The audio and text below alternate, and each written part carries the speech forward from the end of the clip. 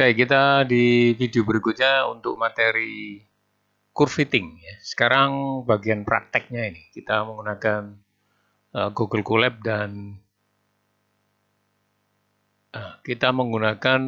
Colab dan bahasa pemrograman Python, dan nantinya harusnya ini ya, kalau saya tugaskan nantinya Anda masukkan sebagai salah satu file dalam project Anda di GitHub, ya, di akun GitHub Anda. Baik, sebelumnya saya mulai dulu dengan review tentang dua jenis curve fitting. Yang pertama adalah regresi dan yang kedua adalah interpolasi, ya. Saya berikan ilustrasi gambar berikut ini.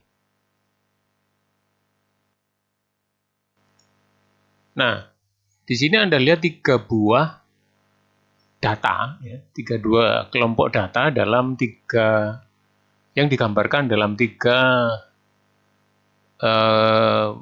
grafik kartesian, ya. Di dalam koordinat kartesian, sumbu X dan sumbu Y. Yang pertama dikasih judul, ya, kebetulan dikasih judul ini, linear, non-linear, dan yang ketiga juga non-linear. Maksud saya memberikan ilustrasi ini adalah ketika kita menentukan jenis apa metode yang dipakai dalam curve fitting antara regresi atau polinomial, itu kita harus paham tren dari scatter datanya atau data acaknya ini, ya.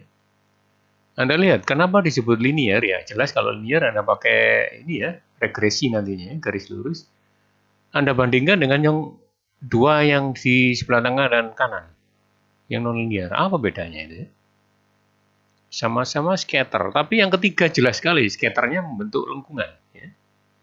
Jadi caranya begini, ketika kita menemukan data dan kita gambarkan dalam grafik kartesian, kemudian terbentuk pola acak semacam ini, kita lihat tren besarnya. Jadi seolah-olah misalnya, kita asumsikan datanya adalah misalnya, ya, kita nemu yang gambar yang tengah ini. Untuk menentukan apakah dia akan menggunakan regresi atau polinomial, kita bayangkan data ini berada dalam sebuah garis besar dulu. Bisa nggak dia masuk? Atau fit nggak? Fitnessnya memungkinkan nggak dia masuk datanya ke dalam sebuah garis besar? Nah, Anda lihat, ketika saya paksakan dia masuk ke dalam sebuah garis besar, maka akan ada data yang loss. Ya. Ada sebagian data yang loss di bagian bawah, tapi ada juga yang tidak terisi data di sini, garisnya ini, misalnya garisnya di sini. Nah, sehingga kita bisa asumsikan bahwa data ini kalau kita buat curve fitting, kita harus menggunakan metode yang kedua, yaitu yang non-linear atau pakai polinomial. Karena kalau kita paksakan, misalnya nih kita paksakan pakai regresi berubah garis lurus, kita tarik garis lurus, akan terlalu banyak loss-nya. Ya. Data yang dilewati oleh garis itu lebih kecil dari data yang berada di luar garisnya. Ya dipaksakan bisa aja, tapi efeknya adalah ketika kita mencari titik interpolasi, titik yang tidak ada datanya kemudian kita perkirakan nilainya, maka besar kemungkinan itu tidak akan akurat. Itu kenapa kita harus hati-hati dalam memilih ketika melihat visualisasi dari data dalam grafik kartesian. Ya. Nah, kalau kita lihat yang pertama yang sudah disebut linear, yang pasti pakai regresi, ya.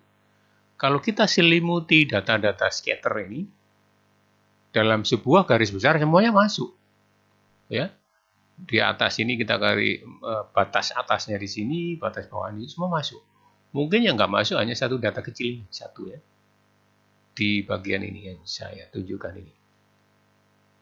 Sehingga bisa dipastikan atau bisa disimpulkan bahwa metode yang tepat untuk curve fitting pada data yang pertama ini menggunakan regresi linear. Nah, yang ketiga ini ya sudah jelas ya, Anda mau pakai regresi linear gimana? Garisnya harus patah ya, dan itu tidak linear lagi kalau sudah patah ya. Harus lurus. Dan ini sudah membentuk grafik lengkung ya, yang pasti menunjukkan sebuah kepangkatan dari variabel X-nya. Entah pangkat 2 atau pangkat 3. Nah, nanti setelah kita temukan nonlinear misalnya, itu pun akan masih ada pilihan lagi, apakah grafiknya kecenderungannya berbentuk sinusoidal, kosinus, atau berbentuk eksponen, dan sebagainya. Untuk ketepatan yang lebih tinggi, kita harus juga memilih itu model matematika dari curve fitting yang akan kita terapkan pada data scatter yang kita dapatkan. Jadi ilustrasinya seperti itu ya.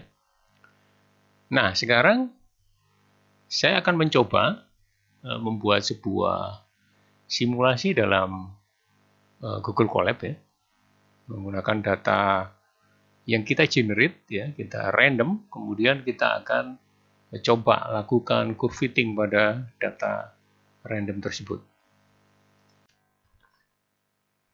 Baik, kita masuk ke praktek ya di Google Colab yang sudah saya buka ini.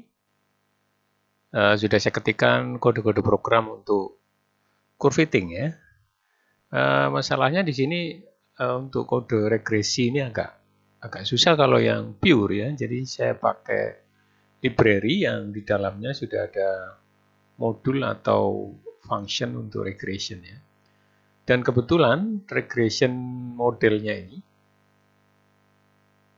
adalah yang biasa dipakai dalam machine learning. Jadi sekalian aja Anda tahu bahwa ada keterkaitan ini antara materi komputasi numerik untuk curve fitting, terutama yang berhubungan dengan prediction atau forecasting, itu juga masuk dalam ranahnya machine learning ya, di bagian awal ya, yang masih banyak berhubungan dengan statistik. Dan kebetulan machine learning nanti mata kuliahnya saya pegang bersama dengan Bu Anggit. Jadi kalau nggak ketemu saya, ketemu Bu Anggit Anda nanti di semester 5 atau 6 ya. Oke, sekarang kita langsung aja eksekusi di sel yang pertama dari Google Colab ya, yang isinya cuma import library. Harusnya tidak ada masalah. Oke, kemudian kita menuju ke sel berikutnya yang berisi kode-kode untuk membuat scatter data random dalam grafik Cartesian ya. Sekaligus untuk di plot atau digambarkan di layar. Kita lihat hasilnya. Nah ya, ini ya. Ini adalah data-datanya berupa titik-titik yang scatter. Seperti yang saya sebutkan di awal tadi, Anda harus bisa menebak ini. Ini lebih cocoknya pakai polinom atau pakai regresi linear atau garis ya. Nah, kelihatan sekali kalau kita masukkan dalam sebuah garis besar, ya fit ini masuk dalam garis besar itu ya. Mungkin ada beberapa yang ada di luar dan tidak terlalu banyak. Jadi kita bisa sebutkan ini masuk dalam kategori regresi linear untuk curve fittingnya. Setelah itu kita panggil modul atau function dari sklearn yang bernama linear regression ya. Modelnya linear regression. Nantinya dia akan dibuat fungsi yang mendekati semua titik data dalam grafik Cartesian ini dan ketemu nilai fungsinya y sama dengan mx plus c ya, di mana m itu gradien seperti dalam video sebelumnya dan c itu adalah sebuah konstanta. Di sini m tidak disebut sebagai gradien tapi disebut sebagai slope, sama saja kemiringan.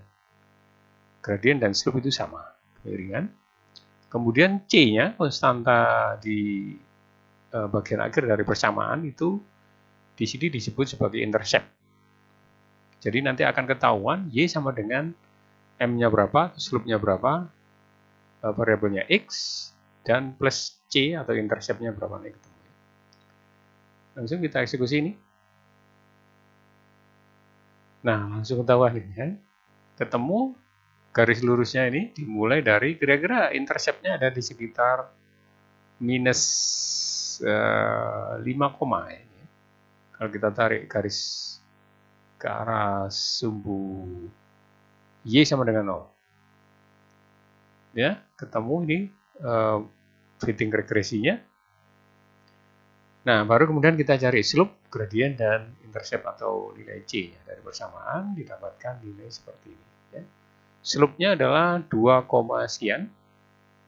Nah, ini juga salah satu ciri dari gradient sebuah persamaan garis lurus. Kalau nilainya positif, pasti garisnya naik ke arah kanan. Tapi kalau nilai slope atau gradientnya ini minus, maka garisnya akan turun menuju ke bawah dari kiri ke kanan. Kemudian intercept-nya ternyata prediksi saya salah. Nilai dari intercept-nya bukan 5, tapi min 4,9. Min 4,9 ya. Jadi ada di sini ya, kira-kira di sini. Di atas min 5 ini. Sedikit di atas min 5. Ya, jadi persamaannya nanti Y sama dengan 2,027X plus Y sama dengan 2,027X min 4,998. Nah, kalau Anda kepingin mencari tahu, misalnya ini batasnya kan sampai 10. Bagaimana kan nilai ke 15? Anda tinggal masukkan aja X15 dalam persamaan Y sama dengan 2,07X min 4,9 tadi, di mana X-nya dimasukkan nilai yang Anda cari. Interpolasinya 15 atau 20 atau di sini tidak ada data ya, ada blank data di sini antara 6 sampai 7. Anda bisa cari tahu di sini nilainya berapa di sini. Pastinya kalau dimasukkan dalam persamaan nilainya tadi ya yang kita cari itu pasti menempel di garisnya, tidak di luar ya. Pasti tepat di garisnya. Jadi kalau prediction itu pasti berada di dalam garis. Tapi kalau data scatternya bisa di luar garis. Gitu ya. Nah, sekarang kita coba dengan data yang berbeda ini. Datanya seperti ini ya. Saya buatkan data random.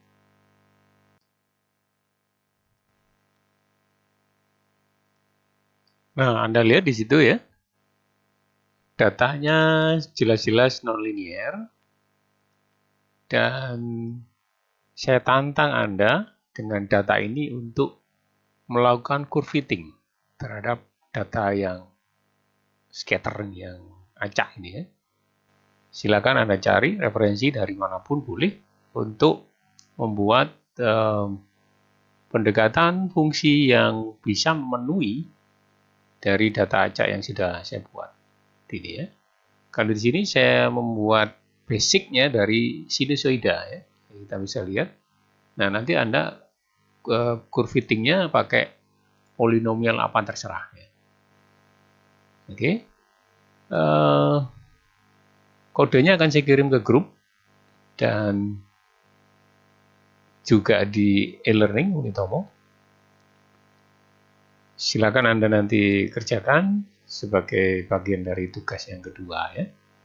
Sama seperti tugas pertama, Anda kerjakan sesuai perintahnya di tugas pertama. Dan jangan lupa saya cuma butuh link dari repository di GitHub yang sudah Anda kerjakan dengan penjelasan dari baris kode serta hasilnya. Oke.